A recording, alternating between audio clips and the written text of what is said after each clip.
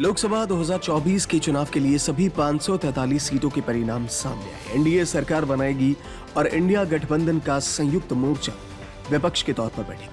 लेकिन कुछ ऐसी सीटें थी जिनके नतीजों ने सबको चौंका दिया। इन 2 सीटों के नतीजे ने सबको चौंका दिया। 2 कट्टरपंथी जेल में ही रहकर निर्दलीय चुनाव जीत चुके हैं। अब सबसे बड़ा सवाल यह है कि आखिर ये शपथ कैसे लेंगे। जेल अधिकारियों और कानूनी विशेषज्ञों के मुताबिक अन्य सांसदों के विपरीत दोनों को शपथ ग्रहण समारोह में शामिल होने के लिए एक अलग कानूनी रास्ता अपनाना होगा। इस समारोह में भी उन्हें कड़ी सुरक्षा के बीच रहना होगा। गैर कानूनी गतिविधि रोकथाम अधिनियम यानी यूएपीए के तहत दिल्ली की तिहाड़ जेल में बंद इंजीनियर शेख अब्दुल रशीद ने 2,41,042 वोटों के साथ बारामूला सीट जीती है।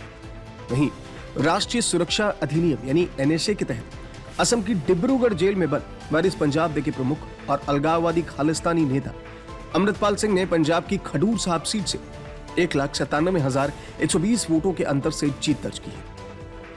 नाम नहीं बताने की शर्त पर दिल्ली के एक जेल अधिकारी ने कहा कि दोनों आरोपियों को कड़ी सुरक्षा के बीच संसद तक ले जा रहा होगा।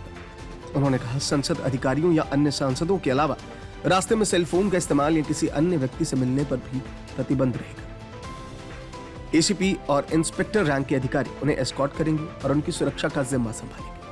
लोकसभा के पूर्व महासचिव पीडीटी आचार्य ने कहा कि एस्कॉर्ट करने वाली पुलिस टीमें सिर्फ संसद के गेट तक ही आ सकती है। गेट पर आरोपी और संसद के सुरक्षा के हवाले कर दिया जाएगा, जो उन्हें सदन में ले जाएंगे। अगर किसी व्यक्ति पर दोष सिद्ध नहीं हुआ है तो वो चुनाव लड़ सकता है और अनुमति लेकर संसद में भी शामिल हो सकता है।